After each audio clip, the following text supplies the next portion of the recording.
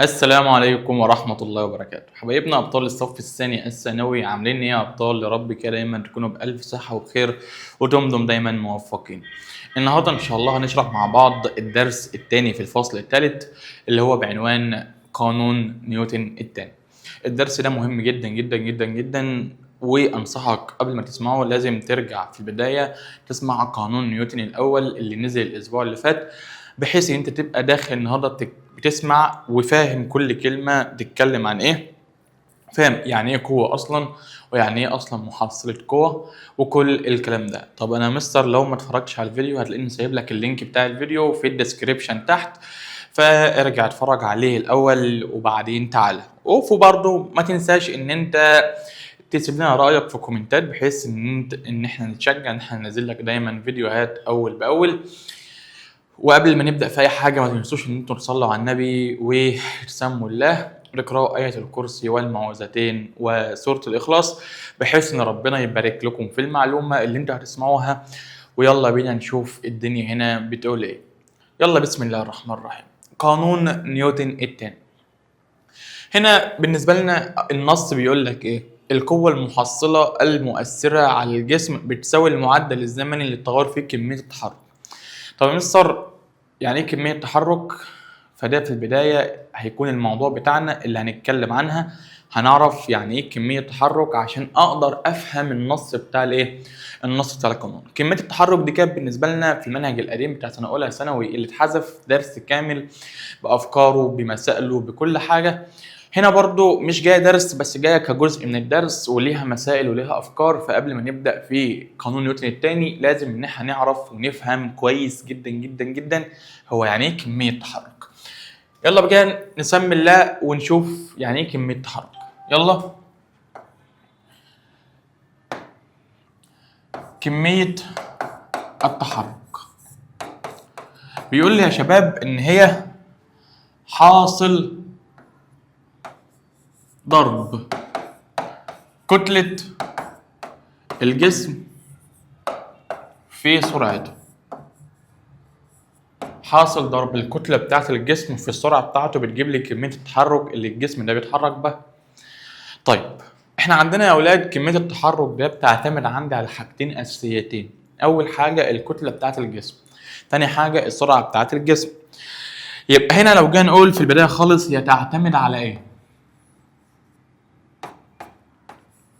فهي قلنا بتعتمد على حاجتين، كتلة الجسم ولكن عند ثبوت السرعة. تاني حاجة سرعة الجسم ولكن عند ثبوت الكتلة. أنا مش فاهم يا مستر الكلام ده، صلي بينا على النبي. دلوقتي لو قلت لك إن إحنا في عندنا عربيتين ماشيين بسرعة واحدة بس الكتلة بتاعتهم مختلفة. عربيتين ماشيين بسرعة واحدة بس الكتلة بتاعتهم مختلفة. وجيت قلت لك مثلا إن واحدة ماشية بسرعة كبيرة والتانية ماشية بسرعة صغيرة، والاتنين دول هيدخلوا عليك في فترات زمنية مختلفة. لو العربية اللي ماشية بسرعة صغيرة خبطتك تقدر تقول لي انت وضعك هيكون ايه؟ هتقول لي يا مستر هتتكسر ايوه، ولكن التكسير او التعوير اللي انت هتتعوره مش هيكون بالغ الحد، زي مثلا لو كنت واقف قدام نفس العربيه لو جايه بسرعه كبيره. فبالتالي لو كنت واقف قدامه وهي جايه بسرعه كبيره هتلاقي ان العربيه هتقوم شايلاك مع الارض شيل، فبالتالي اما ان انت هتموت او ان انت هتتدشدش بمعنى الكلمه. طيب هو ايه الفرق بين ده وده؟ الفرق هنا ان العربيه لما كانت ماشيه بسرعه صغيره كان بالنسبه لنا احنا بنتكلم اهو، العربيه لما كانت ماشيه بسرعه صغيره كان كميه التحرك بتاعتها صغيره. انما نفس العربيه لما كانت ماشيه بسرعه كبيره كميه التحرك بتاعتها كانت ايه؟ كبيره. ده بالنسبه لو العربيتين كان لهم نفس الايه؟ الكتله والسرعه بتاعتهم مالها مختلفه. كل ما زادت السرعه بتاعت الجسم كل ما زادت كميه تحرك الجسم. طب لو كانوا الاثنين لهم نفس السرعه والكتله بتاعتهم مختلفه، يعني مثلا قلت لك ان انا عندي عجله وعربيه، دول بالنسبه لنا الكتله بتاعتهم مش واحده، ولكن لو قلت لك ان الاثنين ماشيين بنفس السرعه وجم الاثنين مره جت العجله خبطتك ومره جت العربيه خبطتك، تقدر تقول لي دلوقتي انهي حاجه هتاثر فيك اكتر؟ هتقول له والله يا مستر لما العجله دي تخبطني انا هتاذى، ولكن درجه اذايا مش هتكون كبيره لان العجله كتلتها صغيره. انما لو العربيه كانت ماشيه بنفس سرعه العجله وقامت جايه خبطاك، فبالتالي ايه اللي هيحصل؟ هتلاقي ان انت ممكن تدشدش بمعنى الكلمه. ايه الخلاف بين الاثنين؟ الكتله بتاعت الجسم اتغيرت، فلما الكتله بتاعت الجسم تتغير كميه تحرك الجسم بتتغير. فلما كميه تحرك الجسم تتغير بالنسبه لنا بيكون صعب ان الجسم ده يقف بسهوله او ان هو يمشي بسهوله. صعب الكلام ده. طيب يبقى اول حاجه عرفناها ان كميه التحرك تعتمد عندي على حاجتين، الكتله بتاعت الجسم والسرعه بتاعت الجسم. لازم نكون عارفين حاجه كمان، ان الرمز بتاع كميه التحرك يا شباب، الرمز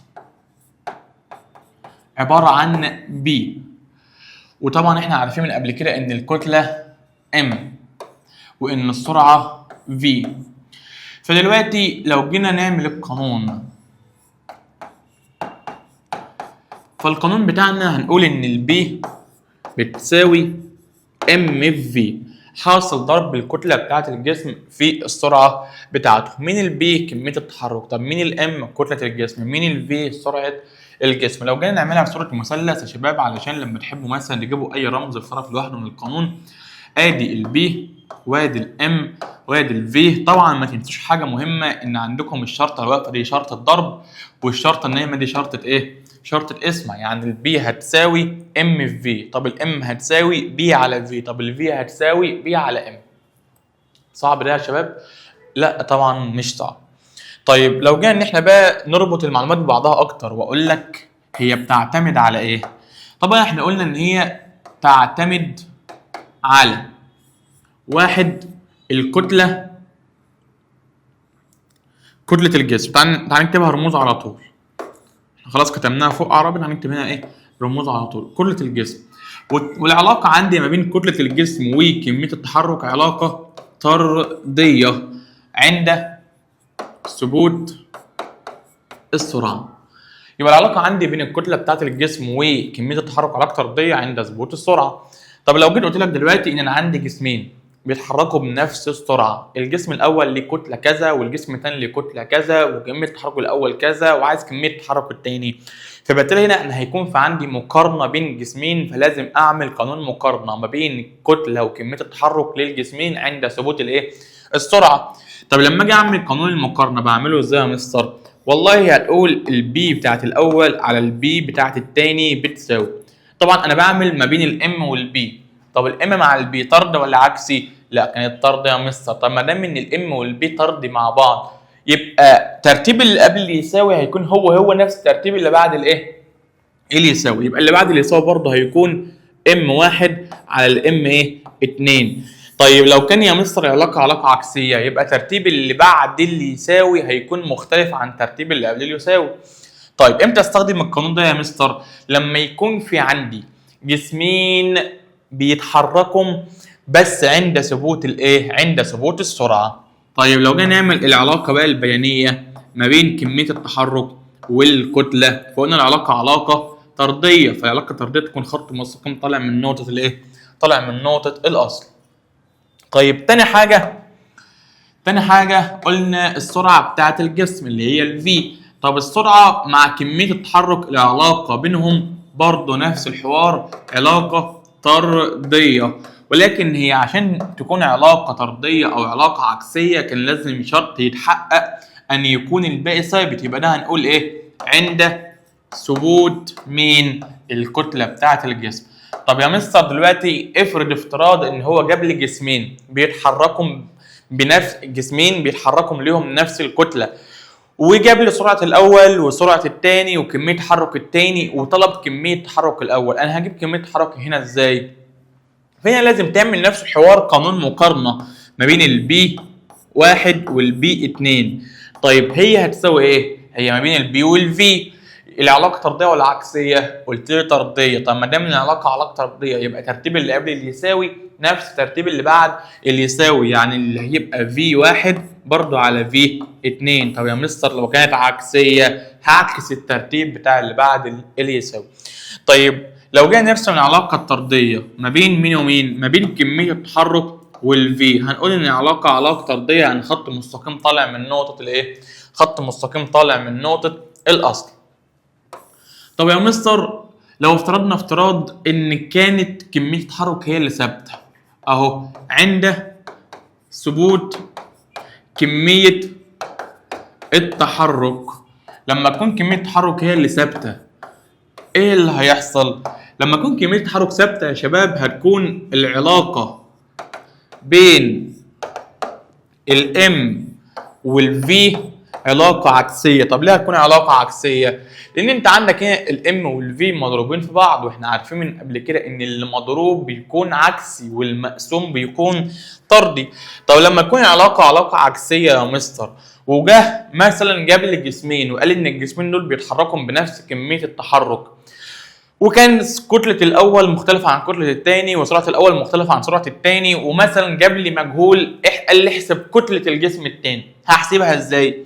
فهنا برضو لازم ان تعمل قانون مقارنة ما بين الجسم الأول والجسم الايه؟ الثاني. طب انت قلت العلاقة علاقة عكسية، يبقى ترتيب اللي بعد اللي يساوي هيكون مختلف تماما عن ترتيب اللي قبل اللي يساوي. يبقى هنا هتساوي الفي 2 على الفي ايه؟ على الفي واحد. يبقى احنا دلوقتي عرفنا ايه؟ عرفنا يعني ايه كمية تحرك، ان هي حاصل ضرب الكتلة بتاعة الجسم في السرعة بتاعته. عرفنا القانون بتاع كمية التحرك ان البي بتساوي ام في. عرفنا كمان هي بتعتمد عندي على ايه؟ بتعتمد عندي على حاجتين، الكتلة بتاعة الجسم والسرعة بتاعته. وعرفنا قوانين المقارنات ما بين الجسمين عند ثبوت السرعه وعند ثبوت الكتله، بحيث ان لو جاب لي جسمين وقال لي قارن ما بينهم. وعرفنا كمان ان انا دلوقتي لو جه قال لي في سؤال ان انا عندي جسمين بيتحركوا بنفس كميه التحرك هيكون ايه الوضع بتاعي، هشتغل بالقانون ده. هشتغل بالقانون اللي بيقول ام واحد على ام 2 هتساوي الفي 2 على الفي واحد. طيب النقطه اللي بعد كده يا شباب، انا عايز اجيب وحده القياس، وحدة قياس كمية التحرك. طب تفتكر وحدة قياس كمية التحرك هتكون ايه؟ والله احنا قلنا فوق ان البي بتساوي ام في في، صح؟ ده بالنسبة لنا القانون. طب هي مين الام؟ دي كتلة. طب الكتلة بتتقاس بايه؟ بالكيلو جرام. طيب مين الفي؟ دي سرعة، والسرعة بتتقاس بحاجة اسمها متر على الثانية. يبقى وحدة قياس كمية التحرك هي كيلو جرام في متر على الثانية. وحدة قياس كمية التحرك هي كيلو جرام في متر على ايه؟ على الثانية. طب وكمان بتكافئ وحدة بتساوي وحدة تانية اسمها نيوتن في الثانية. مين الان دي يا مستر؟ دي حاجة اسمها نيوتن. طب مين النيوتن؟ دي وحدة قياس الثانية. وحدة قياس القوة، سوري، وحدة قياس الايه؟ القوة. يبقى نيوتن دي وحدة قياس الايه؟ القوة. يبقى انا دلوقتي عندي وحدتين قياس لكمية التحرك، كيلو جرام في متر على الثانية او نيوتن في ثانية. ممكن هنا يجي يسألكم سؤال يقول لكم تقاس كمية التحرك بوحدة النيوتن في الثانية وتكافئ نقط. كلمة وتكافئ يعني بتساوي، يبقى هي بتتقاس بوحدة نيوتن على نيوتن في ثانية وتكافئ كيلو جرام في متر على الثانية. طب يجي يقول لك تقاس كمية الكهربية بوحدة الكيلو جرام في متر في ثانية أس سالب واحد وتكافئ نقط. طبعا هتقول له ايه؟ برضه نيوتن في ثانية. تقول له يا مستر انت قلت دلوقتي في ثانية أس سالب واحد ما قلتش على الثانية. اقول لك ما احنا عارفين من قبل كده ان اي حاجة في المقام أس موجب هي في الباص أس سالب، يعني اقدر اقول لك ان هي كيلو جرام في متر في ثانية أس سالب ايه؟ واحد. جبت السالب واحد دي منين يا مستر؟ ما هي تحت أس موجب واحد، لما ترفعها فوق بتعكس إشارة الأس. طيب دلوقتي يا شباب عايز اعرف كمان معادلة الابعاد. معادلة الابعاد.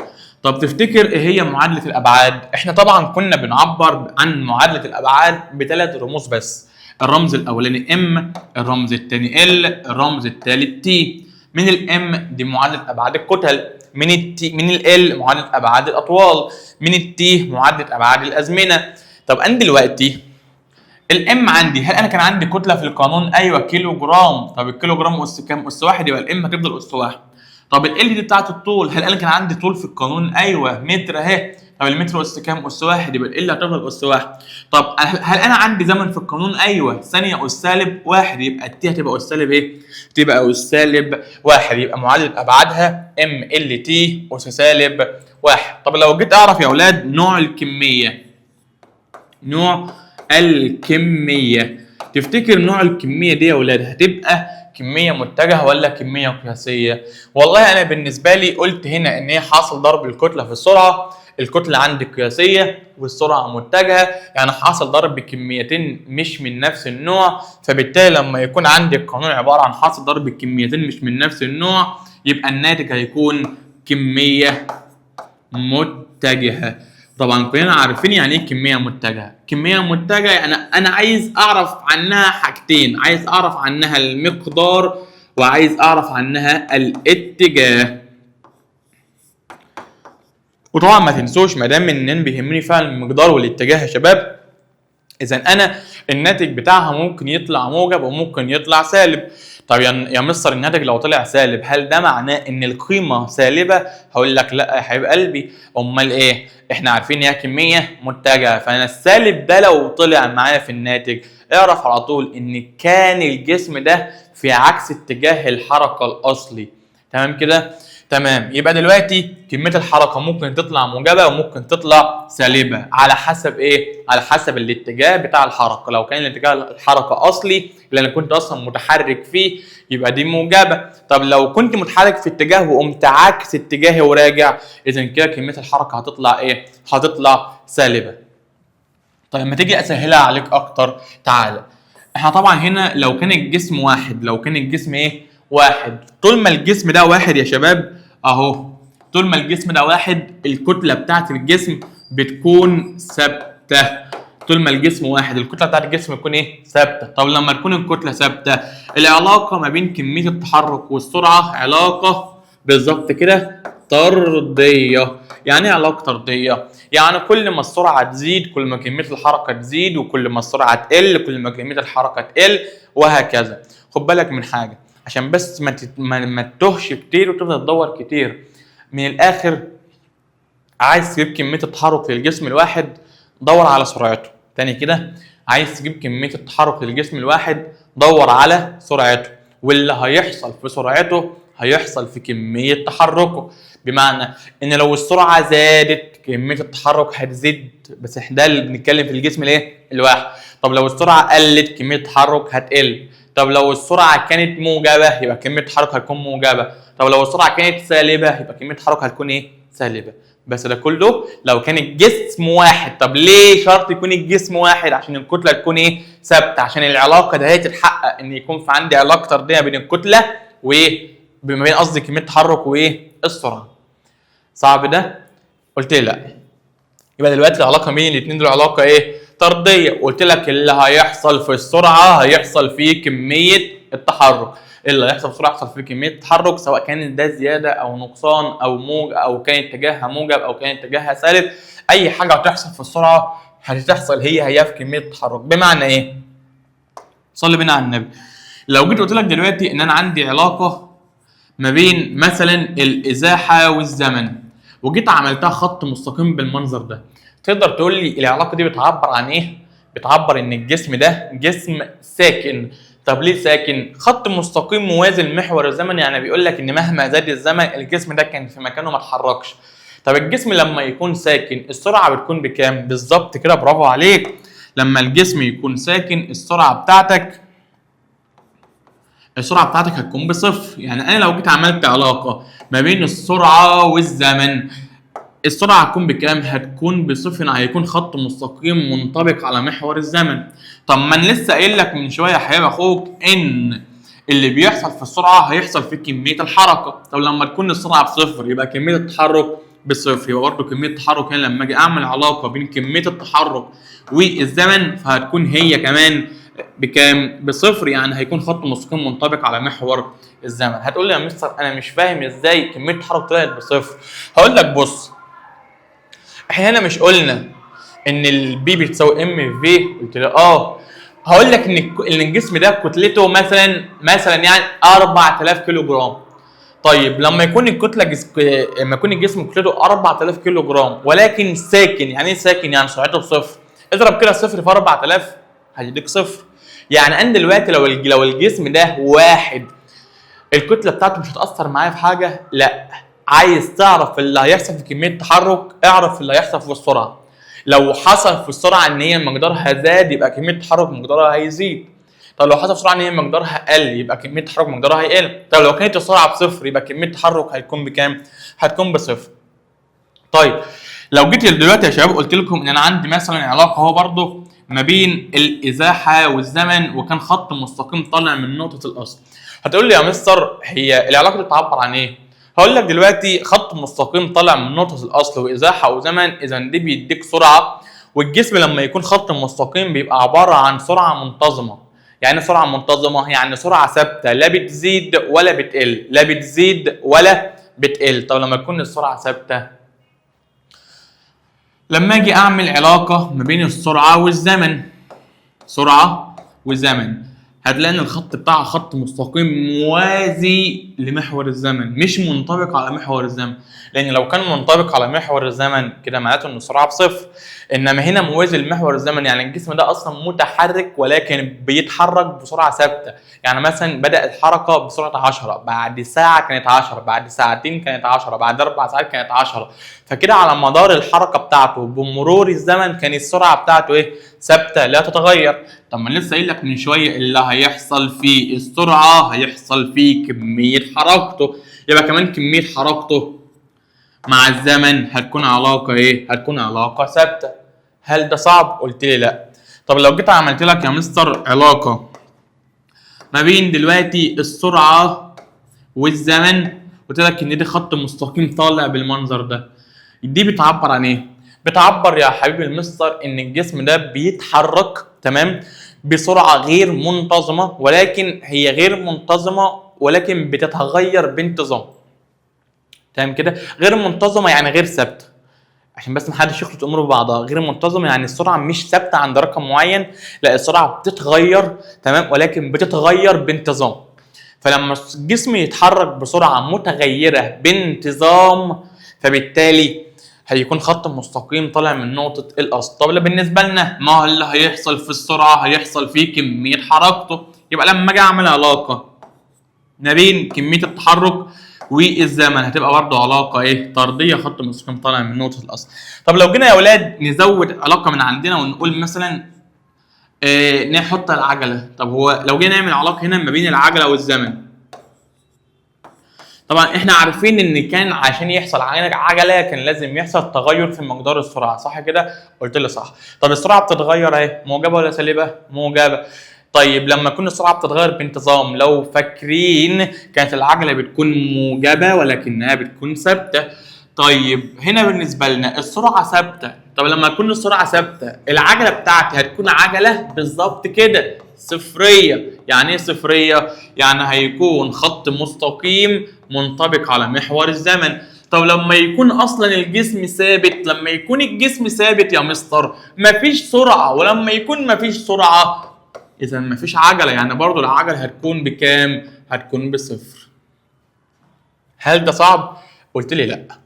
طيب صلي بينا على النبي، الحته الجايه حته مهمه لازم نكون فاهمينها كويس قوي.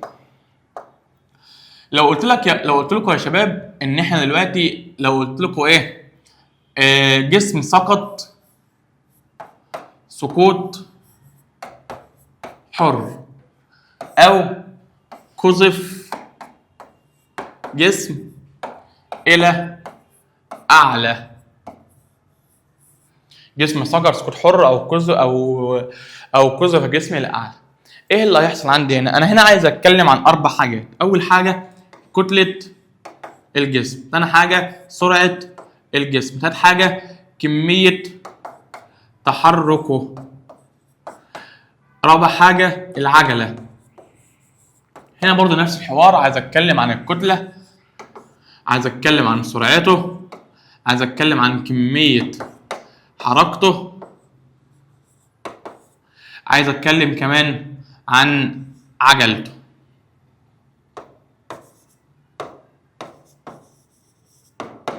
طب يلا كده نسمي الله ونبدا. مثلا لو قذف الجسم الاعلى، بص كده، هو ده جسمه، شايفينه؟ ده جسمه. هو دلوقتي الجسم ده الكتله بتاعته ثابته ولا هتتغير؟ هتقول والله يا مستر الكتله بتاعت الجسم ده ثابته، واحنا عرفنا ما عرفناش. المفروض ان احنا عارفين اصلا ان الكتله بتاعت الجسم بيكون ايه؟ بتكون ثابته ما بتتغيرش في اي مكان، عارفين ده حتى من الاعداد. طيب دلوقتي ده جسمه الكتله بتاعته ايه؟ ثابته. يبقى دلوقتي الجسم ده لما اجي مثلا ارمي احنا قلنا نبدا ايه؟ قذف الجسم. لما اجي ابدا ارمي الجسم ده لفوق كده، طيب تقدر تقول لي هو الجسم ده لما رميته لفوق السرعه بتاعته هو طالع كانت بتزيد ولا بتقل؟ هتقول لي يا مصر والله انا مش عارف. اقول لك شغل دماغك بالعقل وبالمنطق. لو انا رميت الجسم لفوق والسرعه بتاعته فضلت تزيد تزيد تزيد، هل القلم هينزل لي تاني بعد فتره زمنيه معينه؟ هتقول لي لا يا مستر. اذا معناه ده ايه؟ معناه ده ان الجسم هو طالع في عكس اتجاه الجاذبيه، السرعه بتاعته كانت بتقل. السرعه بتاعته كانت ايه؟ بتقل. طب ما هو لما السرعه تقل كميه الحركه هتكون بتقل. طيب ما هو احنا عرفنا قبل كده في درس العجله ان لما السرعه تقل بانتظام بيكون في عندي عجله اسمها عجله سالبه. يبقى دلوقتي لو جيت اتكلم عن قذف جسمي الاعلى وقلت لك الكتله، هي الكتله بتاعت الجسم ثابته ولا تتغير؟ لا ثابته لا تتغير. طب السرعه والجسم طالع لفوق كانت بتزيد ولا بتقل؟ لا كانت بتقل. طيب لما السرعه تقل ما اللي بيحصل في السرعه؟ بيحصل فيه كميه حركته، يبقى كميه حركته كمان تقل. طب العجله بتاعته لما السرعه تقل بانتظام العجله هتكون سالبه. طيب ده بالنسبه لو الجسم قذف الى ايه؟ لو الجسم قذف الى اعلى. طب دلوقتي لو قلت لك ان احنا عندنا جسم هيسقط سقوط حر، جسم هيسقط سقوط حر، تقدر تقول دلوقتي الجسم ده وهو في ايدي السرعه بتاعته بكام؟ بصفر. طب اول ما اسيب الجسم من ايدي ايه اللي هيحصل للسرعه بتاعته؟ تبدا تزداد تزداد تزداد تزداد، وكل ما هيقرب من سطح الارض كل ما سرعته هتزيد اكتر. طيب ليه؟ لان في الحاله دي الجسم ساقط في اتجاه الجاذبيه الارضيه، فلما الجسم يسقط في اتجاه الجاذبيه الارضيه السرعه بتاعته بتزيد. طب لو الجسم قذف في عكس اتجاه الجاذبيه الارضيه السرعه بتاعته بتقل. طب يلا لو جينا برضو نقول الكتله، هي الكتله ايه؟ ثابته. طب السرعه طبعا قلنا الجسم هو ساقط في اتجاه الجاذبيه يبقى السرعه تزداد. طب كميه تحركه، ما اللي بيحصل في السرعه بيحصل في كميه التحرك، يبقى كميه التحرك هي كمان تزداد. طب العجله لما السرعه تزيد بانتظام يبقى العجله هتكون موجبه. صعب ده يا شباب؟ طيب اخر حاجه معانا في عندنا حاجه اسمها معادلات الحركه. طبعا هي برضو مش عندكم بس نعرفها لان هنا بتدخل معانا في المسائل بتاعت كميه التحرك. احنا عندنا 3 معادلات للحركه. الاولى بتقول ان الفي اف بتساوي الفي اي زائد الاي تي. طبعا الفي اف سرعه نهائيه عارفينها من قبل كده، الفي اي سرعه ابتدائيه، الاي دي عجله والتي ده زمن. المعادله الثانيه بتقول لك ايه؟ الدي بتساوي في اي تي زائد نص اي تي تربيع. المعادله الثالثه الفي اف تربيع بتساوي الفي اي تربيع زائد 2. بص هو هنا العجله دي هنخليها جي، هنخليها جي. ليه هنخليها جي؟ لان الجسم بيتحرك دلوقتي اما في اتجاه الجاذبيه او عكس اتجاه الجاذبيه، فعجله الجاذبيه هي اللي هتكون متحكمه في الموضوع. انما امتى نخليها اسمه؟ لو كان الجسم بيتحرك في خط مستقيم. طب يا مستر هي عجله الجاذبيه اصلا بكام؟ عجله الجاذبيه اما بتكون ب10 او ب9.8، فلو جت هو هيجيب لك القيمه بتاعتها.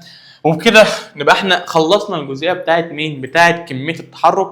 اتمنى ان انت تكون فهمتها كويس قوي قوي قبل ما نخش على كميه قانون نيوتن الثاني، لان الاثنين مرتبطين ببعض بقدر كبير جدا. وتعالى كده نشوف يلا طيب يلا كده بينا مع بعض نشوف قانون نيوتن الثاني بيقول ايه.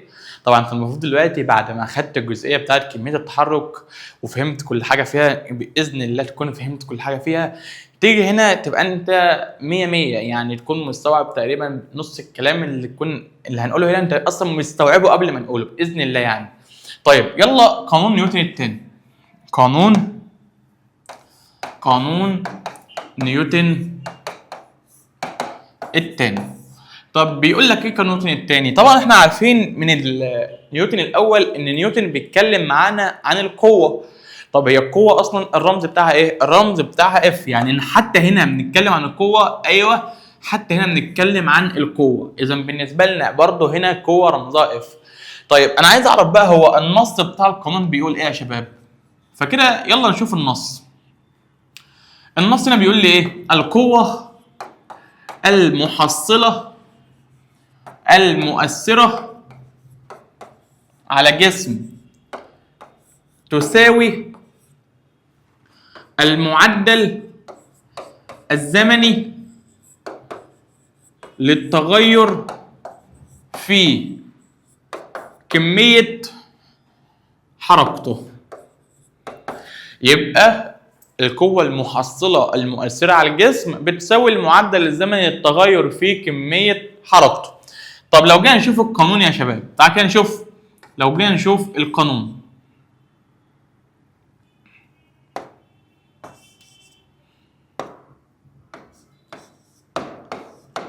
فبالنسبه لنا انا عايز اجيب قانون مين؟ عايز اجيب قانون الاف. هنا بيقول لي القوه المحصله، احنا خدنا قبل كده كلمه محصله كنا بنرمز لها بالرمز سيجما. تمام؟ طيب يبقى السيجما اف هتساوي ايه؟ بيقول لي تساوي المعدل الزمني. قلت لكم قبل كده لما يقول لي انا في عندي معدل، اذا انا هقسم على الزمن، يعني دلوقتي في عندي في المقام ايه؟ عندي في المقام دلتا تي للتغير في كميه الحركه، يعني هيكون عندي في البسط دلتا بي اللي هو التغير في كميه الحركه. طب يا مستر طب ما انت كنت تقول لنا من البدايه ان البي هي كميه الحركه وخلاص، بدل ما كنا نرجع ناخد ده كله احنا ناقصين وجع قلب. هقول لك ايوه يا حبيب قلبي انت ناقص وجع قلب، هو انت ناقص وجع قلب. تمام؟ انت ما كانش لازم يعني اقولها لك كده وخلاص، كان لازم ان انت تعرف كل حاجه عنها لان هنحتاجها هنا وليها مسائل كمان، ليها مسائل يا حبيب اخوك. طب انا دلوقتي اخدنا من شويه ان كميه الحركه هي عباره عن حاصل ضرب الكتله بتاعت الجسم في السرعه بتاعته على الدلتا تي. طب هنا يا مستر كان في عندي دلتا بي. طب مين الدلتا؟ دي معدل تغير، يعني هيحصل عندنا تغير في مين؟ تغير في كميه الحركه. طب هو دلوقتي لما كميه الحركه تتغير يعني الكتله اللي هتتغير ولا السرعه اللي هتتغير؟ لا السرعه بتاعت الجسم هي اللي هتتغير. يعني دلوقتي الدلتا هتتنقل فين؟ قدام الفي مش قدام الام. طب انا دلوقتي المفروض اكون اصلا عارف حاجه من الفصل اللي فات، ان هي لما اجي اقسم دلتا في على الدلتا تي ده بيديني عجله، المعدل الزمني للتغير في السرعه ده بيدينا عجله. يعني دلوقتي لازم اكون خلاص فهمت ان الام هحطها زي ما هي وهشيل الدلتا في على الدلتا تي واحط مكانهم مين؟ العجله. يبقى دلوقتي عندي ثلاث قوانين للقوه المحصله، اما دلتا بي على الدلتا تي او ام في دلتا في على الدلتا تي او ام في ايه، وكلهم ان شاء الله بتستخدمهم في المسائل على حسب المعطيات بتاعه السؤال. طب لو جينا نشوف يا اولاد وحده القياس بتاعه القوه، وحده قياس القوه. ايه هي وحده قياس القوه؟ ما تصلي بينا على النبي وانا اقول لك. يلا، هي دلوقتي القوه بتتقاس اصلا بوحده اسمها نيوتن.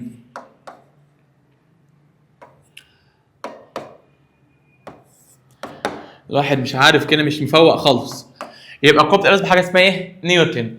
طيب هي النيوتن بقى بتساوي ايه؟ انا عندي المفروض كل وحده بيبقى في حاجات بتكافئها حاجات بتساويها. طب ايه النيوتن بقى بتكافئ ايه او بتساوي ايه؟ هي بتقول لي هنا كتله في عجله. طب الكتله بتتقاس بايه يا مستر؟ الكتله بتتقاس بحاجه اسمها الكيلو جرام. طب العجله بتتقاس بايه؟ بتتقاس بحاجه اسمها متر على الثانيه تربيع. متر على الثانيه تربيع. طيب دلوقتي يبقى النيوتن بتكافئ او بتساوي كيلو جرام في متر على ثانيه تربيع. او ممكن ان احنا نرفع المقام بسط ونعكس اشاره الاس، يعني ممكن نقول كيلو جرام في متر في ثانيه اس سالب ايه؟ في ثانيه اس سالب 2. ممكن نقولها كده كيلو جرام في متر في ثانيه اس سالب ايه؟ 2. دي هي دي. طيب لو جينا نشوف يا ولاد وحده القياس، قصدي خلاص صيغه الابعاد، معادله الابعاد. ايه هي معادله الابعاد؟ تعالى كده نشوف. احنا كنا بنعبر بمعادله الابعاد عن كل الكميات المشتقه، بنعبر عنهم بايه؟ بثلاث رموز ام ال تي.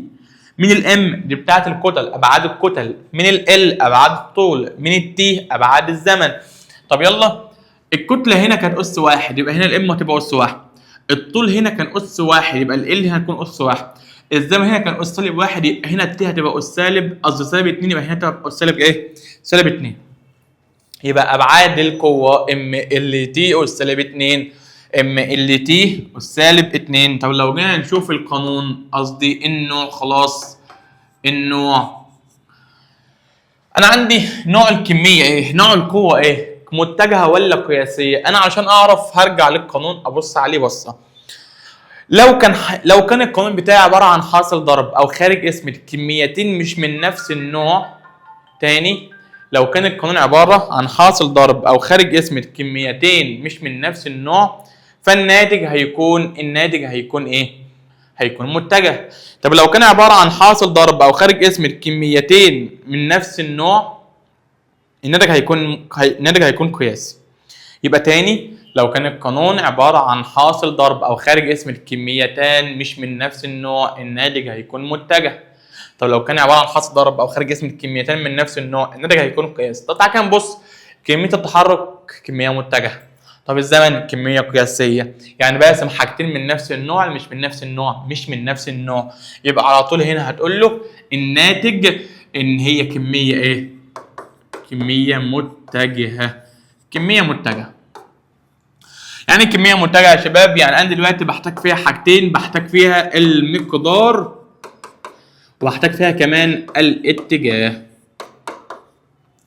يعني ايه بحتاج فيها المقدار والاتجاه يا مستر؟ يعني انا دلوقتي مش بستكفي بمقدار القوه بس، لا ده انا بيهمني فيها اتجاهها. وما دام قلت لك ان انا بيهمني فيها الاتجاه بتاعها، اذا لازم انت على طول تستنتج ان القوه هنا ممكن قيمتها هتطلع موجبه وممكن تطلع سالب. هتقول لي ايه ده يا مستر، هو في قوه بالسالب؟ هقول لك مش معناته ان هي طلعت سالب ان هي قيمتها تحت الصفر، لا، السالب ده بيكون سالب اتجاه، لان انا عندي قوه كميه متجهه. يعني دلوقتي لو كان في عندي قوه بتاثر في اتجاه وبعد كده قام جايه مأثره في عكس الاتجاه، انا كده هقول عليها ان هي موجبه ولا سالبه؟ لا، هقول عليها ان هي سالبه لانها عكست الاتجاه بتاعها. صعب الكلام ده؟ قلت لي لا. طيب هرجع اقول لك نفس الحوار اللي قلناه فوق في في كميه التحرك. احنا بالنسبه لنا لو كان عندنا جسم واحد، الكتله بتاعت الجسم الواحد مالها؟ كتله الجسم الواحد بتكون ايه؟ بتكون ثابته. طب لما تكون الكتله ثابته، احنا قلنا من شويه ان الاف بتساوي الام في الاي. لما تكون الكتله ثابته، العلاقه بين القوه والكتله، القوه والعجله، علاقه عندي ما بين القوه والعجله علاقه طرديه. يعني ايه علاقه طرديه؟ يعني كل ما العجله تزيد كل ما القوه تزيد، وكل ما القوه تزيد كل ما العجله تزيد، وهكذا. طيب لو القوه زادت العجله هتزيد، لو القوه قلت العجله هتقل، لو العجله برضه نفس الحوار. طيب ايه علاقه بينهم؟ علاقه ايه؟ علاقه طرديه.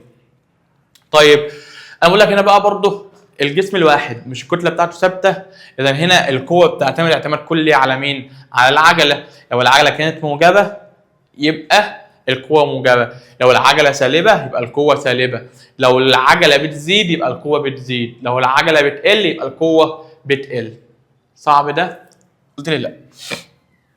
طيب احنا عرفنا ايه لحد دلوقتي في القوه؟ عرفنا النص بتاعها عباره عن ايه، عرفنا القوانين بتاعتها، عرفنا وحده قياسها، عرفنا صيغه ابعادها، وعرفنا كمان النوع بتاعها ايه، كان ايه. طيب ما تصلي بينا على النبي كده عليه افضل الصلاه والسلام. لو جيت دلوقتي يا شباب قلت لكم انا خلاص عرفت من شويه ان الاف بتساوي الام في الاي، صح؟ طب لو جينا نعمله في صوره مثلث، ادي الاف وادي الام وادي الايه. طبعا كلنا خلاص عارفين ان الشرطه اللي واقفه شرطه ضرب والشرطه نايمه شرطه ايه؟ اسمه. يعني الاف هتساوي ام في ايه، طب الام هتساوي اف على ايه، طب الايه هتساوي اف على ام. وده اللي انا عايزه دلوقتي. العجله هتساوي ايه؟ القوه على مين؟ على الكتله. ومن هنا قام جاي نيوتن عامل لنا نص تاني ليه؟ طيب ايه النص التاني؟ بيقول لي دلوقتي ان لو كانت الكتله ثابته العلاقه ما بين القوه والعجله علاقه طرديه. فقال اذا اثرت قوه محصله على جسم فانها تكسبه عجله تتناسب طرديا مع قوه الجسم، مع القوه المؤثره على الجسم، وعكسيا مع الكتله بتاعت الجسم. تاني كده، اذا اثرت قوه محصله على جسم فانها تكسبه عجله تتناسب طرديا مع القوه المؤثره وعكسيا مع الكتله بتاعت الجسم. يعني من هنا طبعا جه نص تاني وقال لنا ان في حاجات بتعتمد على الكتله. يبقى نقول هنا العوامل التي تعتمد عليها العجله. العوامل التي تعتمد عليها العجله هتكون ايه؟ يلا تعالى كده نشوف. اول حاجه القوه بتاعه الجسم، القوه المحصله المؤثره على الجسم، ده بالنسبه لنا بتتناسب تناسب طردي مع العجله، ولكن عند ثبوت الكتله. طب يا مستر دلوقتي لما يكون عندي جسمين والجسمين دول يقول ان كل واحد ليه عجله وكل واحد ليه قوه، انا دلوقتي اشتغل في السؤال ده ازاي؟ هتعمل له قانون مقارنه F1 على الاف 2، علاقه طرديه، يبقى ترتيب اللي بعد اللي يساوي هو ترتيب اللي قبل اللي يساوي، ما تنساش. يبقى هنا هتساوي ال A1 على ال A2. امتى استخدم القانون ده؟ لما خلاص افهم من السؤال ان الكتله بتاعت الجسمين ثابته وان هو عندي عجلتين وعندي قوتين. فلما اجي ارسم العلاقه البيانيه، يلا دي ما بين مين ومين؟ ما بين العجله والقوه، فالعلاقه علاقه طرديه، كل ما هنزود القوه كل ما هنزود في الايه؟ في العجله. طيب تاني حاجه العلاقه طبعا تاني حاجه بتعتمد عليها اللي هي الكتله الام، وعندنا الام ده هي بتتناسب تناسب عكسي مع العجله. علاقه ايه؟ علاقه عكسيه، ولكن نفس الحوار. عشان يبقى في عندي علاقه عكسيه لازم يكون الباقي ثابت. طب مين الباقي اللي كان في القانون؟ الاف. يبقى ده هنقول عند ثبوت مين؟ عند ثبوت القوه. طب نفس الحوار لو حبيت اعمل قانون مقارنه هعمله ازاي؟ هقول A1 على A2 هتساوي عكسيه، يبقى هعكس ترتيب اللي بعد اللي يساوي، يبقى هنقول M2 على الام ايه؟ على الام 1. طب لما اجي ارسم العلاقه العكسيه يا مستر ما بين العجله والكتله، العلاقه العكسيه عامله بالمنظر ده. طبعا ما تنسوش حاجه مهمه، ان لو كانت العلاقه مع حاجه عكسي اذا مع مقلوبها بتكون طردي. لو كانت العلاقه بين العجله والكتله عكسي يبقى هتكون العلاقه ما بين العجله ومقلوب الكتله علاقه طرديه. اعرفوها كده دايما، لو جه في السؤال قال لي ان انا عندي حاجه مع مقلوب حاجه اذا علاقه طرديه، وافهموا على طول ان كان اصلها عكسي. طيب دلوقتي دي العوامل اللي بتتوقف عليها مين؟ اللي بتتوقف عليها عجله التحرك بتاعه الجسم. اول حاجه القوه بتاعه الجسم وبتتناسب طرديا مع العجله عند ثبوت الكتله. ثاني حاجه الكتله بتاعه الجسم بتتناسب عكسيا مع العجله عند ثبوت القوه. طب هتقول لي يا مستر دلوقتي افرض افتراض، ايه هو الافتراض يا حبيب قلبي؟ ان جاب لي القوه بتاعه الجسمين هي اللي ثابته، القوه اللي اثرت على الجسمين هي اللي ثابته. هل هذا ممكن يحصل؟ عادي جدا يحصل، مفيش اي مشكله. طب لو قال لي ان القوه ثابته، ايه اللي هيحصل لو كانت القوه ثابته؟ طب ما هو احنا لسه واخدين القوه فوق. لو كانت العجله هي اللي ثابته بالظبط كده، معلش سوري، لو كانت العجله هي اللي ايه؟ اللي ثابته. لو عندي جسمين بيتحركوا بنفس العجله، عندي جسمين بيتحركوا بنفس الايه؟ العجله، يعني لو كانت العجله ثابته كان ايه اللي هيحصل؟ لو العجله ثابته بص كده معايا فوق، بص كده العجله بتساوي اف على الايه؟ لما يكون العجله ثابته الاف والام العلاقه بينهم علاقه طرديه ولا عكسيه؟ هتقول لي مش عارف، هقول لك ليه، تقول لي مش باين، هقول لك لا انا لسه قايل لك فوق ان لو ان المقسوم طردي والمضروب عكسي يبقى دول مقسومين على بعض، يبقى العلاقه بين الاف والام عند ثبوت العجله علاقه طرديه. يبقى دلوقتي لما تكون العجله ثابته العلاقه ما بين القوه والكتله طرديه.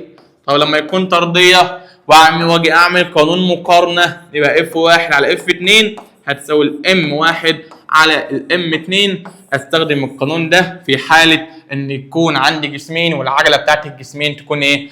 تكون ثابته. لو جيت رسمت العلاقه البيانيه ما بين الكتله، تعال نرسم الكتله تحت، ما بين القوه والكتله، فالعلاقه قلنا علاقه ايه؟ علاقه طرديه بالمنظر ده. هل ده صعب يا اولاد؟ قلت لي لا.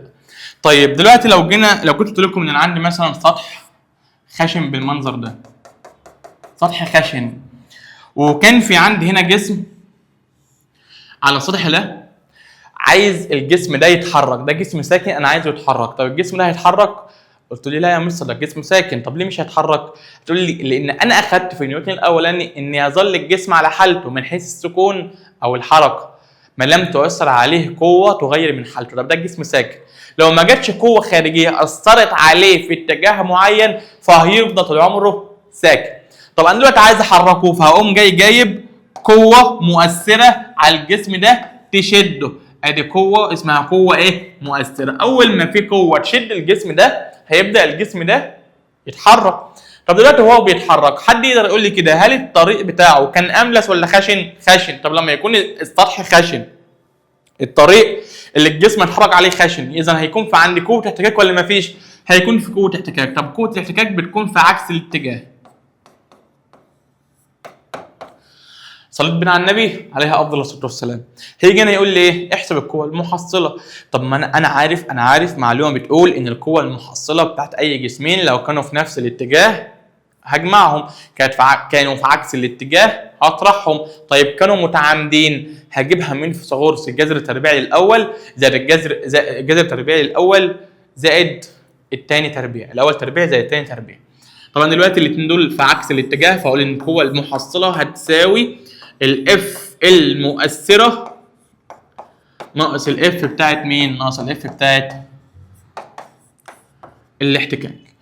يبقى دلوقتي لو طلب مني، لو جاب لي شكل زي ده وقال لي احسب لي القوه المحصله، هقول ان القوه المحصله او المحركه هتساوي الاف المؤثره لحركه الجسم ناقص اف ليه؟ الاحتكاك. خدوا بالكم من حاجه، 90% من المسائل ده بيطلب مني قوه الاحتكاك.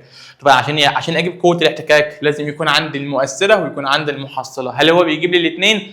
ممكن يجيب لي الاثنين، بس في الغالب بيجيب لي المؤثره بس ويطلب المحصله، او يجيب لي المؤثره بس ويخفي المحصله. طب هو دلوقتي لو خفى لي القوه المحصله انا هجيبها ازاي؟ والله انا لسه اخد فوق من شويه ان القوه المحصله بتساوي حاصل ضرب الكتله في العجله. يعني هي لو خفى لي القوه المحصله هيدينا مكانها الكتله والعجله.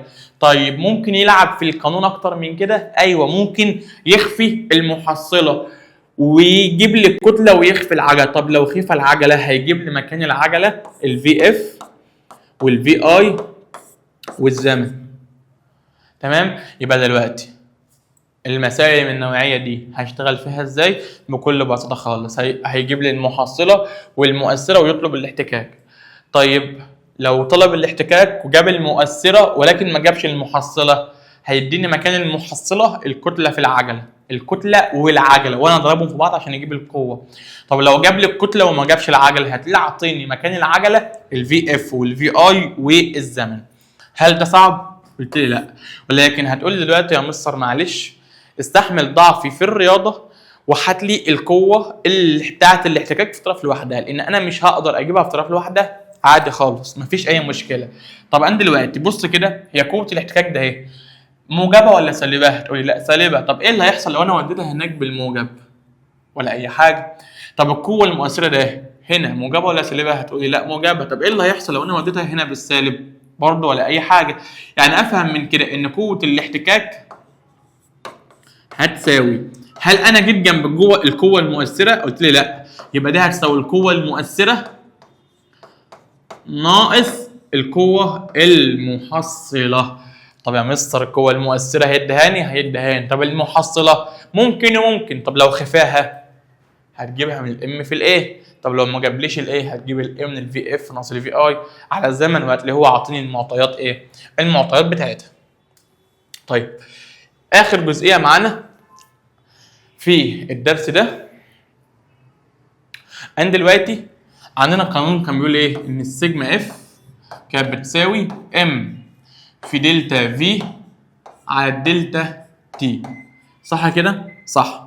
بيقول لك بقى هنا ان لو كان عندي جسمين لهم نفس الكتله بيتحركوا بنفس السرعه، يعني انا دلوقتي فهمت على طول ان الكتله دي كانت ثابته والسرعه هي كمان كانت ثابته، يعني الكتله والسرعه دول بالنسبه لنا ايه؟ ثوابت. طب لما يكون دول ثوابت، العلاقه عندي بين الاف والتي علاقه ايه؟ العلاقه ما بين الاف والتي هتكون علاقه عكسيه. علاقه ايه؟ عكسيه. طب انا استفدت ايه دلوقتي يا مستر لما عرفت ان العلاقه ما بين الاف والتي علاقه عكسيه؟ ايه استفدت يا حبيب قلبي؟ ان دلوقتي كل ما الزمن ده قل كل ما كانت قوه التصادم كبيره. طب كل ما الزمن ده زاد كل ما كانت قوه التصادم ايه؟ قليله. بمعنى ايه؟ دلوقتي لو قلت لك بيكون في عندنا في الطاره بتاعه العربيه، بيكون عندنا حاجه في الطاره بتاعه العربيه اسمها وساده هوائيه. الوساده الهوائيه ده بتطلع في وش السائق اول ما السائق ده يتعرض للاصطدام، يعني اول العربيه ما تتعرض للاصطدام مفاجئ بتقوم الوساده الهوائيه دي منفوخه مره واحده. طب الوساده دي اصلا وظيفتها ايه؟ وظيفتها تزود زمن التصادم. طيب لما تزود زمن التصادم هتمتص القوه بتاعه التصادم فتقلل قوه التدمير. يعني كده لو الزمن ده زاد القوه بتاعه التصادم هتقل فقوه التدمير هتقل. فانا دلوقتي دي بتحمي وشي وبتبعده ان هو يصطدم في الطاره بتاعه السواقه، صح؟ طيب لو جيت قلت لك مثلا دلوقتي كمان ان انا جبت بيضتين لهم نفس الكتله وهرموهم في من نفس الارتفاع في نفس اللحظه، يعني كمان هيكون لهم نفس السرعه. لو حطيت تحت الاولى وساده هواء مخده فايبر مثلا وحطينا سبتها تقع على الارض، تقدر تقول لي دلوقتي انهي واحده اللي هتتدمر، انهي واحده اللي هتتكسر؟ هتقول لي والله يا مستر اللي هتقع على الارض هي اللي هتتكسر. طب ليه هي اللي هتتكسر؟ علشان كان فتره تلامس البيضه مع الارض كان صغير جدا، زمن التصادم مع الارض كان قليل جدا، فلما يكون الزمن ده قليل قوه التصادم بتكون كبيره فقوه التدمير بتكون عاليه. طيب البيضه اللي وقعت على المخده الفايبر، المخده عملت فيها ايه؟ المخده بتقوم اخداها وغطسانه، بتاخدها وتغطس المنظر ده. طب الحركه دي بتعمل ايه؟ الحركه دي بتمتص اول حاجه بتمتص القوه بتاعه البيضه. طيب تاني حاجه بتزود زمن التصادم. طب هي لما هتزود زمن التصادم ايه اللي هيحصل؟ القوه بتاعه التصادم هتقل فقوه التدمير هتقل فالبيضه ما تتكسرش. طيب لو قلت لك ان في عندي عربيتين لهم نفس الكتله وبتحركهم بنفس السرعه، واحده اصطدمت في حائط واحده اصطدمت في كومه قش، تقدر تقول دلوقتي مين فيهم اللي قوه التدمير عليها هتكون اكبر؟ هتقول لي والله يا مستر اللي اصطدمت في الحائط دي هتتدمر اكتر. طيب ليه؟ بص كده ادي حائط اهو وادي العربيه، كان دلوقتي الفتره الزمنيه بتاعه اصطدام العربيه في الحائط كان صغيره جدا، اللي هو مجرد ما قربت اصطدمت، فكانت الفتره الزمنيه صغيره. فلما يكون الزمن قليل لما يكون زمن التصادم قليل قوه التصادم بتكون كبيره فقوه التدمير بتكون عاليه. طيب دلوقتي العربيه اللي راحت اصطدمت في كومه القش، كومه القش بتعمل ايه؟ بتقوم بلع العربيه جواها، بتبلع العربيه جواها. طب هي لما هتبلع العربيه جواها ايه اللي هيحصل؟ اول حاجه بتزود زمن التصادم. طب لما تزود زمن التصادم هتقلل في القوه بتاعه التصادم فتقلل في قوه التدمير، لان العلاقه بينهم علاقه ايه؟ العلاقه بينهم علاقه عكسيه. طيب يبقى احنا كده خلصنا الدرس بتاع نيوتن الثاني كامل. بيكون في بعض الافكار بتاعه المسائل لما نقابلها ان شاء الله هنشرحها لو قابلتنا واحنا بنحل. طيب تعالى كده بقى ان احنا نشوف ايه الحل بتاع الجزئيه اللي احنا شرحناها، بحيث ان انت تربط النظري بالعملي على طول وتربط النظري بالتدريبات بتاعتك بحيث ان انت تكون فاهم كل حاجه اول باول. طيب لو جينا نبص هنا على المذكره فهنا بيقول لي ايه؟ ان اول حاجه مقابلنا النص بتاع القانون. طبعا احنا خدنا نصين. نيوتن الثاني، القوه المحصله المؤثره على الجسم بتساوي المعدل اللازم يتغير في كميه الحركه، او عندما تؤثر قوه محصله على الجسم فانها تكسبه عجله تتناسب طرديا مع القوه المؤثره وعكسا مع كتله الجسم. طبعا ده النص بتاع القانون بيقول لك ان لو كانت الكتله ثابته لما ازود في القوه هزود في العجله، لان العلاقه كانت علاقه طرديه. ولو كانت الكتله متغيره والقوه هي اللي ثابته فلما ازود في الكتله هقلل في العجله. تمام يا شباب؟ طيب طبعا هنا العوامل اللي بتوقف عليها العجله ان احنا الكتله بتاعت الجسم ودي بتتناسب عكسيا مع الكتله عند ثبوت القوه، والقوه بتاعت الجسم ودي بتتناسب طرديا مع العجله عند ثبوت الكتله. طبعا القانون اللي خدناه اول حاجه وده القانون النهائي ان القوه المحصله بتساوي الام في الايه. طبعا عندنا هنا تطبيقات حياتيه طبعا اللي احنا لسه قايلينها اللي مرتبطه بالقانون ده. طبعا الاف بتساوي ام في دلتا تي على الدلتا تي، الام في دلتا في على الدلتا تي.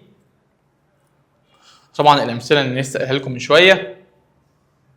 طبعا ملاحظات مهمه وده القانون اللي لسه قايلينه كمان من شويه. دي طبعا ايه؟ امثله محلوله على اللي احنا اخدناه.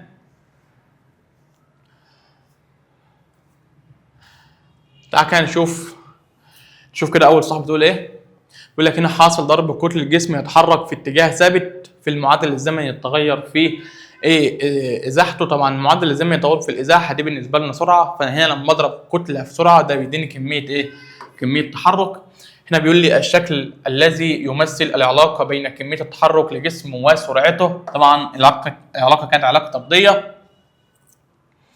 طب هنا بيقول لي اذا زادت او اذا قلت كتله جسم الى النصف، يعني الكتله اصبحت بكام؟ اصبحت بنص، وزادت كميه تحركه الى الضعف، اذا كميه التحرك اللي هي البي اصبحت ب2. عايز السرعه هتكون بكام؟ طب ما احنا عارفين ان السرعه بتساوي البي على الام. طب البي بتاعتي بكام؟ البي بتاعتي ب2. طب الام بكام؟ الام بنص. فلما تيجي تقسم 2 على النص تطلع معاك كام؟ 4. يعني السرعه زادت كم مره؟ 4 مرات. طب دلوقتي يا شباب السؤال رقم 5 بيقول لك ايه؟ بيقول لك هنا توضح 5 صح؟ لا لسه السؤال رقم 4. بيقول لك هنا عندما يسقط جسم سقوطا حرا نحو الارض. طبعا احنا قلنا قبل كده لما الجسم يسقط نحو الارض الكتله بتاعته ثابته، السرعه بتاعته بتزيد، كميه الحركه بتاعته بتزيد، والعجله بتاعته بتكون موجبه. طبعا احنا بنقول لك تقل العجله، لا العجله ما بتقلش. تقل سرعته، لا العجله السرعه بتزيد. تزداد الكتله، لا الكتله ثابته. يبقى هنا تزداد من كميه تحركه اللي هو الاختيار الف كان صح. هنا بيقول لك ايه؟ توضح الرسومات البيانيه التاليه حاله مجموعه من الاجسام لها نفس الكتله وجميعها مرسومه بنفس مقياس الرسم. بيقول لك هنا فيكون الرسم البياني الذي يعبر لما نيجي نشوف كده العلاقات كلها ازاحه وزمن. طب ازاحه وزمن ده بيديني سرعه، وهنا بالنسبه لنا السرعه طرد مع الزاويه، فاللي هيكون اكبر زاويه هيكون اكبر سرعه. وقلت لكم ان اللي هيحصل في السرعه هيحصل فيه كميه الحركه. طيب مين اكبر زاويه؟ ده زاويته 30، ده زاويته 45، ده زاويته 80، ده زاويته 70. يبقى الاكبر زاويه اكبر سرعه اكبر كميه تحرك اللي هو سي. كانت اجابه صحيحه. هنا بيقول لك ايه؟ الشكل البياني او الاشكال البيانيه التاليه تعبر عن 4 حالات لحركه الجسم، فيكون الشكل البياني المعبر برضه عن اكبر كميه حركه. اكبر كميه حركه يعني لازم يكون اكبر سرعه. خد بالك اكبر سرعه هنا ممكن يبقى قيمتها موجبه، ممكن يبقى قيمتها سالبه. هتقول لي سالبه يا مستر؟ اقول لك الاشاره سالبه، بس السالب هنا مش بيعبر ان القيمه تحت الصفر، لا الاشاره السالبه بتعبر هنا ان الجسم كان مغير اتجاهه فقط لا غير. طب هنا لما اجي ابص على الجسم اللي هيكون له اكبر سرعه لازم اجيب الميل بتاع كل واحده. طب هنا الميل اللي هو السرعه هيساوي 10 ناقص صفر على 4 ناقص صفر تطلع معانا ب2.5. طب هنا الميل هيساوي 10 ناقص صفر على 2 ناقص صفر تطلع معانا ب5. طيب هنا الميل هيساوي 0 ناقص 5 على النص ناقص 5 ناقص قصدي 0 فتطلع معانا بسالب 10. طب هنا الفي هتساوي 0 ناقص 20 على 1 ناقص 20 ناقص 0 قصدي فهتطلع معانا بسالب 20. طيب انا دلوقتي مين اكبر كرقم؟ انهي شكل من دول اكبر كرقم؟ طبعا هي د اكبر كرقم. تقول لي يا مستر ده سالب، هقول لك السالب ده بيعبر ان الاتجاه بتاعها معكوس، لان كميه التحرك كميه متجهه، وما دام ان هي كميه متجهه يعني انا بيهمني فعل المقدار، بيهمني فعل المقدار والايه؟ بيهمني فعل المقدار والاتجاه. ماشي يا شباب؟ يبقى طبعا كانت الاجابه د اجابه صحيحه. طب هنا بيقول لك ايه؟ بيقول لك هنا الجسم كتلته نص كيلو جرام، يبقى دي كده الكتله تخرج المعطيات، الكتله بنص. ماشي. سقط من السكون، من السكون دي يبقى الفي اي كانت بصفر، من ارتفاع اذا دي الاتش او الدي عن سطح الارض، فتكون كميه تحرك الجسم عند وصوله لسطح الارض. انا عايز مني البي عند وصوله لسطح الارض. طب انا المفروض عارف ان البي بتساوي ام في، ولكن الفي ده مش هتبقى الفي الابتدائيه اللي هو عطهاني، ان الفي اللي هو عطهاني دي السرعه لحظه السقوط، هو عايز مني كميه تحرك لحظه الاصطدام، يبقى لازم يكون في عندي السرعه لحظه الاصطدام. طب انا دلوقتي هجيب السرعه دي ازاي يا مستر؟ ده هو ما ادانيش دلوقتي، ما ادانيش زمن. هقول لك ما اداكش زمن، ولكن اداك ارتفاع. طب انا هجيبها ازاي؟ برضو اديت لك فوق في لما قلت لك ان الجسم سقط او قذف، اديت لك معادلات اسمها معادلات الحركه، دي بنستخدمها معانا هنا لو قال لي ان انا عندي جسم سقط او جسم قذف. طب دلوقتي انا عندي دلوقتي الفي اف وعندي الفي اي وعندي طبعا المفروض هنا كان يجيب لي الجي حاجه الجاذبيه ب 10 متر على الثانيه تربيع، وعندي الجي اللي هي ب 10، فبالتالي هقول ان الفي اف بتساوي الفي اي زائد الجي تي. هجيب الفي اف احطها فوق علشان اجيب مين؟ كميه التحرك. يلا كان اعوض. الفي اي قل بصفر، طب زائد الجي بتاعتي ب 10. لحظه، مش ما عندناش زمن اصلا يا اولاد، ما عندناش زمن اصلا، فمش هنستخدم المعادله دي، مش هنستخدمها خالص. طب هنستخدم انهي معادله؟ المعادله الثالثه. هنستخدم المعادله الثالثه اللي بتقول ايه؟ المعادله الثالثه الفي اف تربيع بتساوي الفي اي تربيع زائد 2 جي دي المعادله اللي هنستخدمها لان انا عندي ارتفاع، ما عنديش زمن. طب يلا، يبقى الفي اي بصفر زائد 2 في 10 في 180، بس ما تنسوش ان دي 180 سنتيمتر، 180 سنتيمتر، فلازم احولها للمتر، فهضرب في 10 والسالب 2، اضرب في 10 والسالب والسالب 2. طب لما نيجي نحط الكلام ده على الاله الحاسبه، تعالى كده نشوف. يبقى 2 في 10 ب 20، يبقى هنقول 20 في 180 في 10 والسالب 2 تطلع معانا بكام؟ ب 36. يبقى الفي اف تربيع ب 36. طيب الفي اف تربيع ب 36، انا عايز الفي اف تربيع ولا الفي اف بس؟ لان عايز الفي اف بس. طب هعمل ايه؟ هاخد الجذر التربيعي للطرفين، لما اخد الجذر التربيعي للطرفين يبقى الفي اف هتساوي 6 متر لكل ثانيه. طب كل اللي هنعمله بقى هنيجي نعوض هنا. يلا، الكتله بتاعت الجسم بكام؟ قال بنص. طيب في السرعه بتاعتي بكام؟ انا جبتها ب6. طب 6 في نص بكام؟ 6 في نص دي ب3 طبعا كيلو جرام في متر على الثانيه، اللي هو الاختيار الف كان صح. فنركز وناخد بالنا من المسائل دي، لان زي ما قلت لكم عليها مسائل بافكار بحاجات كتير خاصه بيها، اللي هي كميه الحركه. ماشي. تعال كده نشوف السؤال الثاني. بيقول لي هنا ايه؟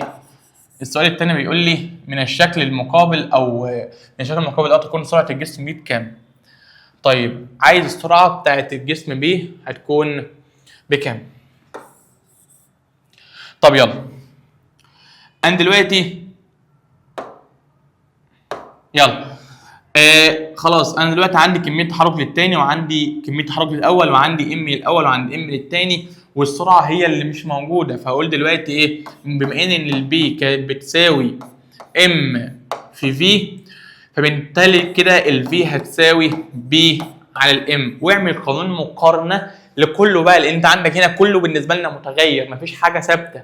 السرعه مطلوبه وكميه التحرك متغيره والكتله بتاعتك متغيره، يعني كله هيكون متغير. طب يلا، الفي 1 على الفي 2 هتساوي البي مع الفي طرد يبقى بي 1 على البي 2 في الام مع الفي عكسي يبقى ام 2 على الام ايه؟ على الام 1 وعوض تعويض مباشر.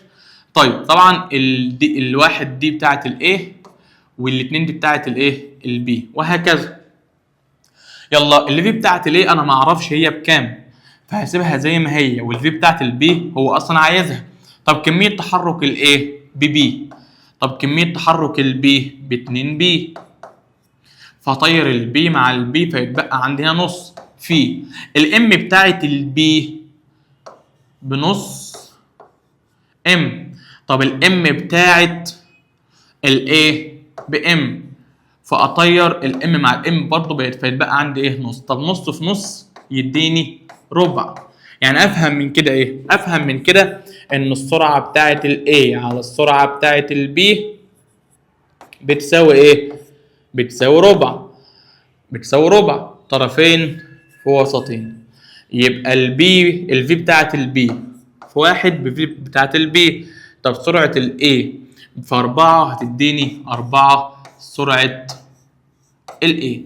يبقى دلوقتي هتديني ايه؟ 4 في اللي هي 4 سرعه الاي. طيب تعال كده نشوف السؤال اللي بعد كده بيقول لك ايه. يلا هنا بيقول لك ايه؟ بدأت سيارة كتلتها اذا دي الام الحركة من السكون يبقى الفي اي على طول افهم ان هي بصفر بعجلة منتظمة، فكانت كمية تحركها بعد 2 ثانية ده الزمن هي الرقم ده كمية التحرك الأولى وده كان الزمن الأول. فبيقول لك فتكون كمية التحرك، يعني عايز كمية التحرك الثانية هتكون بكام؟ لما كان الزمن الثاني بإيه؟ ب4 ثواني. لما كان الزمن الثاني ب4 ثواني. طبعا هنا السؤال مش محتاج أي شغل خالص، كل الموضوع إن السؤال هنا محتاج إيه؟ محتاج الواحد يكون عنده بعد نظر شوية. هو المفروض قال لي إيه؟ هنا قال لي كلمة حلت السؤال أصلا. قال لي إن الجسم بيتحرك بعجلة إيه؟ بعجلة منتظمة. طب ما دام ان الجسم يتحرك عجله منتظمه يعني السرعه بتاعته بتزداد بايه؟ بانتظام. يبقى الفي مع التي كانت علاقه طرديه بالمنظر ده. طب انا قلت لكم من شويه اللي بيحصل في السرعه بيحصل في كميه الحركه، يعني كمان كميه الحركه هي كمان هتكون طرد مع مين؟ هتكون طردي مع الزمن. طب لما الزمن يزيد للضعف كميه الحركه هي كمان هتزيد للضعف. الزمن كان ب2 بقى 4 يبقى الزمن زاد للضعف يبقى كميه الحركه هتزيد للضعف فتبقى كام؟ فتبقى 8. طيب 10 بيقول لك النسبة بين القوة المحصلة المؤثرة على الجسم المتسارع والمعدل الزمني للتغير في سرعته. ده بالنسبة لنا قوة والمعدل الزمني للتغير في السرعة دي العجلة، دي بالنسبة لك هتديك ايه؟ الكتلة بتاعت الجسم. طيب 11 بيقول لك النسبة بين القوة والكتلة طبعا هتديك ايه؟ العجلة. طب الوحده كيلو جرام في متر في ثانيه وسالب 1 تكافئ ايه؟ طبعا بتكافئ نيوتن في ثانيه اللي هي بتاعت كميه التحرك. 13 بيقول لك الشكل نقط يعبر عن قانون نيوتن الثاني. طبعا ده ما ينفعش ان العلاقه بين العجله والكتله كانت علاقه عكسيه، انما لو كانت مع مقلوب الكتله كانت تبقى علاقه طرديه. وده برده ما ينفعش لان ما كانش عندي جذر الايه، دي ما تنفعش، ما كانش عندي 1 على ايه تربيع. دي العلاقه الوحيده اللي تنفع معايا اللي هي العلاقه بين العجله والقوه. طب هنا بيقول لك ايه؟ يمثل الشكل البياني المقابل علاقه بين كميه التحرك والزمن لجسم يتحرك في خط مستقيم على سطح افقي املس تحت تاثير قوه ثابته، فان القوه المؤثره هتكون بكام؟ طبعا هنا هجيب الميل، فالميل هنا هيساوي القوه، يعني الميل هيساوي فرق صاد على فرق السين، يعني هتساوي البي 2 ناقص البي 1 على التي 2 ناقص التي 1. فبالتالي التي 2 بتاعتك بكام؟ ب 60 ناقص البي 1 بتاعتك ب 20 على التي 2 بتاعتك ب 4 ناقص التي 1 بتاعتك بصفر. فيبقى فوق عندك 40 وتحت 4. 40 على 4 يبقى فيها كام؟ يبقى فيها 10. يبقى كمية يبقى القوة بتاعتك كانت بكام؟ كانت ب 10 نيوتن. هنا بيقول لك ايه؟ إذا أثرت قوة مقدارها 2 نيوتن على جسم قابل للحركة كتلته، إذا دي كانت القوة ودي كانت الكتلة، فإن الجسم يكتسب عجلة مقدارها كام؟ طبعا العجله بتساوي القوه على الكتله. فبالنسبه لنا القوه بتاعتك قال لك ب2 والكتله بتاعتك قال لك ب1، 2 على 1 هتديك كام؟ هتديك 2 متر على الثانيه تربيع. يبقى عجله مقدارها 2 متر على الثانيه تربيع اللي هي باء. نفس الحوار قال لك هنا جسم يتحرك بعجله، اذا دي كانت العجله اللي الجسم يتحرك بيها. فاذا كانت كتلته 10 كيلو جرام يبقى دي الكتله بتاعت الجسم. عايز القوه، فبالتالي القوه هتساوي الكتله في العجله. الكتله بتاعتك قال لك بكام؟ ب10، والعجله بتاعتك قال لك بكام؟ ب2. طبعا 2 في 10 تديك كام؟ 20. طب هنا بيقول لك القوه التي تؤثر على جسم كتلته 5، يبقى دي الكتله ب5 بحيث تتغير سرعته بانتظام من، يبقى دي الفي اي اللي هي السرعه الابتدائيه، ودي الفي اف اللي هي السرعه النهائيه في زمن قدره اذا ده التي. طب انا دلوقتي عايز القوه، فالقوه هتساوي الكتله في العجله، وانا ما عنديش العجله، فالمفروض انزل اجيب العجله، ولكن ما تنزلش، شبكها كلها ببعضها. ادي الكتله زي ما هي. طب العجله بتساوي ايه؟ الفي اف ناقص الفي اي على الزمن، صح كده؟ شبكها كلها ببعضها. طب يلا، الكتله بتاعتك قال لك ب5 في الفي اف بتاعتك قال لك بكام؟ الفي اف بتاعتك قال لك ب3، يبقى هقول له 3 ناقص 7 على الزمن بتاعك كان ب2. يبقى دلوقتي -4 على 2 او -4 في 5 ب-20، -20 على 2 يطلع معاكم ب-10 او ب10 نيوتن، لان طبعا القوه كميه ايه؟ متجهه بيبني فيها المقدار والاتجاه. لا -10 فوق اهي موجوده اهي، احنا هنا نزلنا شويه تحت، يبقى ده كان في السؤال الثاني. ماشي. طيب تعالى كده نشوف السؤال اللي بعده. بيقول لك اذا بدأ جسم كتلته، اذا دي الكتله اهي الام، حركته من السكون، اذا برضو الفي اي ب0، بعجله منتظمه، وكانت سرعته بكام؟ المتوسطه ب10، دي الفي المتوسطه. بيقول لك هي 20. ماشي، ده زمن كان ب10 والفي المتوسطه كان ب20. اوكي، يبقى الفي المتوسطه كانت بكام؟ ب20. بيقول لك فان القوه المؤثره عليها تكون بكام؟ طبعا احنا عارفين ان القوه بتساوي الكتله في العجله، ولكن انا ما عنديش العجله وما جابليش في اف وفي اي وجاب لي سرعه متوسطه. انا في عندي قانون للعجله بيقول ان هي بتساوي الفي المتوسطه على الاثنين. العجله بتساوي الفي المتوسطه على ايه؟ على الاثنين. فانا دلوقتي كل اللي هعمله ان انا هشيل العجله واحط مكانها الفي المتوسطه على الاثنين. يعني دلوقتي اكني بقول لك ايه؟ الكتله في الفي المتوسطه على الاثنين، فبالتالي الكتله بتاعتك بيقول لك ان هي بكام؟ ب1 في السرعه المتوسطه عندك ب20 على الاثنين، عشان الاثنين تطلع معاك بكام؟ ب10 نيوتن، اللي هو الاختيار سي. طيب تعالى كمان نشوف السؤال اللي بعد كده. طبعا انت اكتب الاسئله دي ورايا بحيث ان انا بمسح علشان ايه؟ مفيش مكان للحل. هنا بيقول لك اذا زادت القوه المؤثره على جسم للضعف، يبقى القوه دلوقتي بقت ب2 للضعف، وقلت الكتله للنصف، يبقى الكتله اللي هي الام اصبحت بنص. فان العجله، طب ما العجله بتساوي القوه على الكتله، القوه بتاعتك اصبحت ب2 والكتله بتاعتك اصبحت بنص، 2 على النص يطلع معاك كام؟ 4. يبقى تزداد العجله لأربع مرات للاجابه الصحيحه. طيب تعالى كده نشوف السؤال رقم 20. بيقول لك عربه كتلتها 500 كيلو جرام، اذا دي الكتله.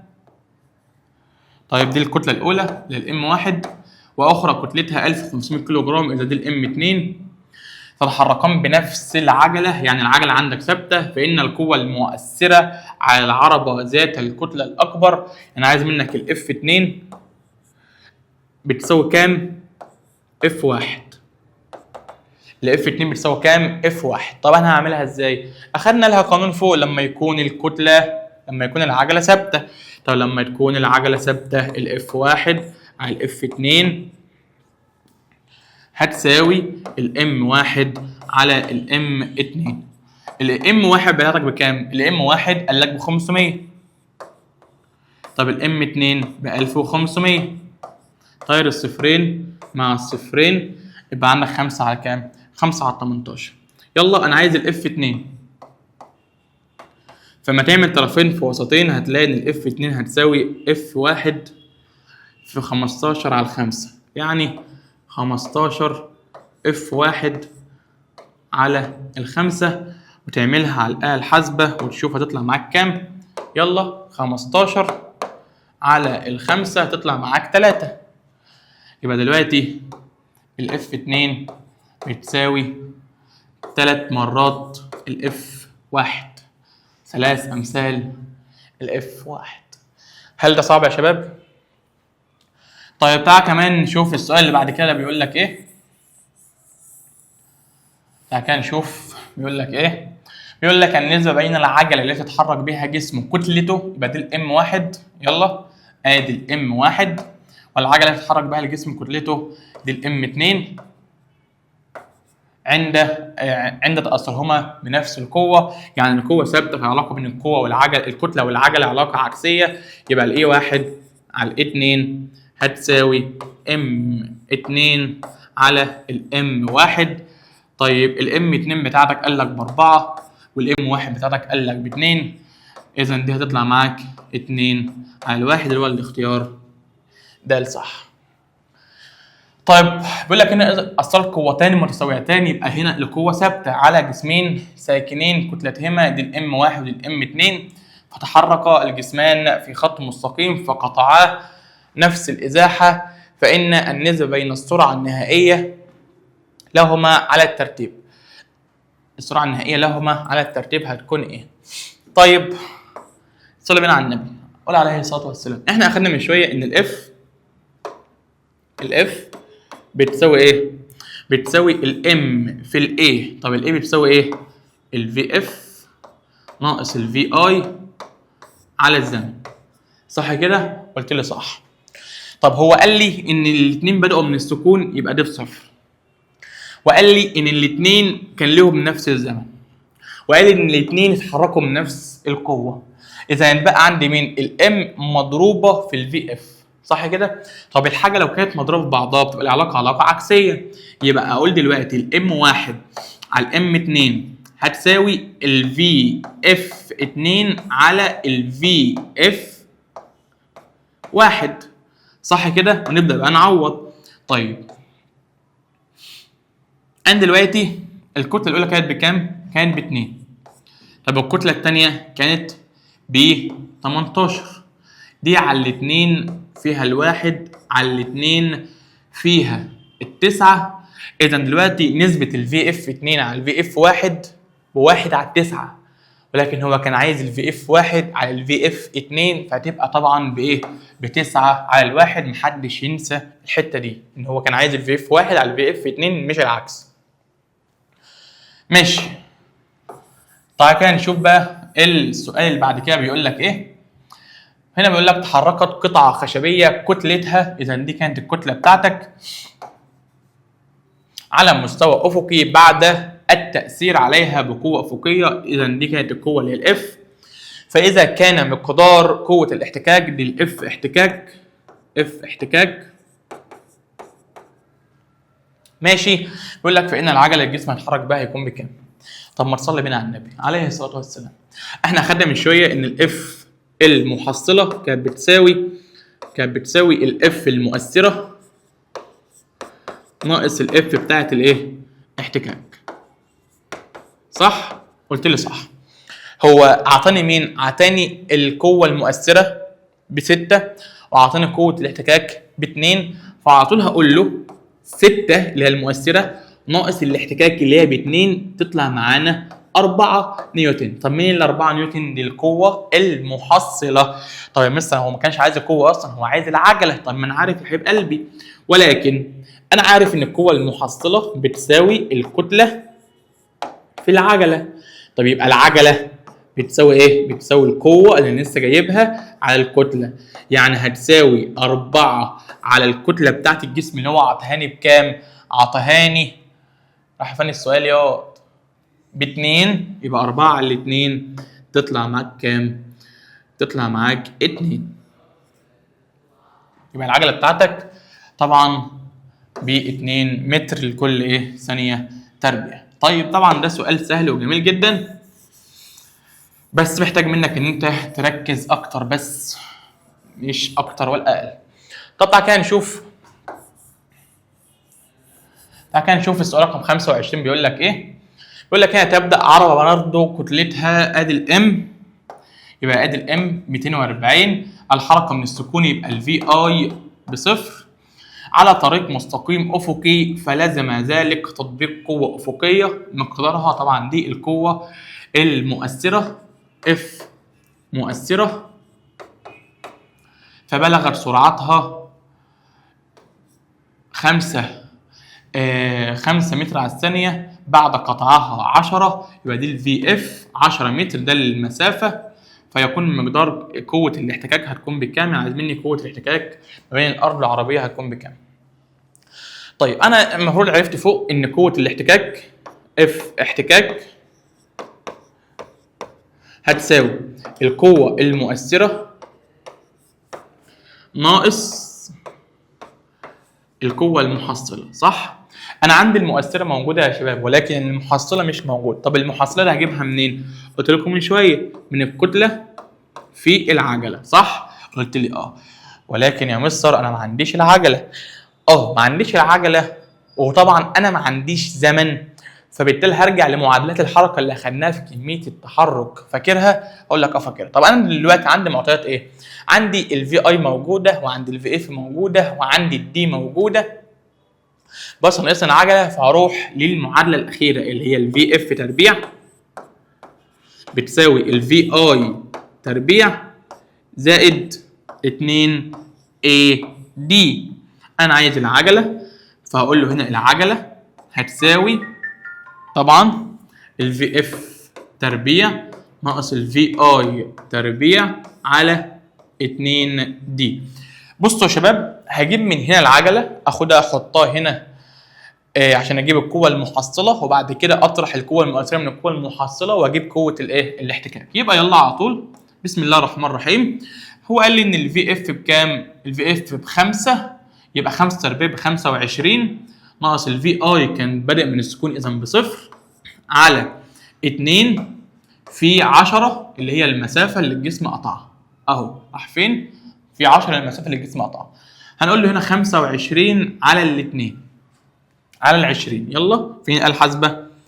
خلا 25 على ال20، فهتطلع معانا بعد علامة اليساوي 1.25. يبقى خلاص عرفنا ان العجلة بتساوي 1.25. يبقى دلوقتي هروح اجيب القوة المحصلة، اقول له الكتلة في العجلة، ما خلاص كاتب الكتلة في العجلة، يلا نعوض على طول. هنعوض على طول. الكتلة بتاعتنا بكام يا شباب؟ الكتلة بتاعتنا قال لي ب 240 في 1.25، ونقول له على الآلة الحاسبة يلا 240 في 1.25 ونقول له يساوي، طلعت 300. يبقى دلوقتي خلاص القوة المؤثرة بتاعتي كانت بكام؟ كانت 750 ناقص 300، فهتطلع معاك 450 نيوتن، اللي هو الاختيار ده اللي كان صح. طيب السؤال طويل شويه، ولكن انت اكتب الخطوات ورايا وهتلاقي ان الموضوع بالنسبه لك سهل جدا. لو ما فهمتوش عيد الفيديو مره ثانيه وثالثه، بحيث ان الموضوع يكون بالنسبه لك ايه يعني كويس. طيب تعال نشوف السؤال رقم كام.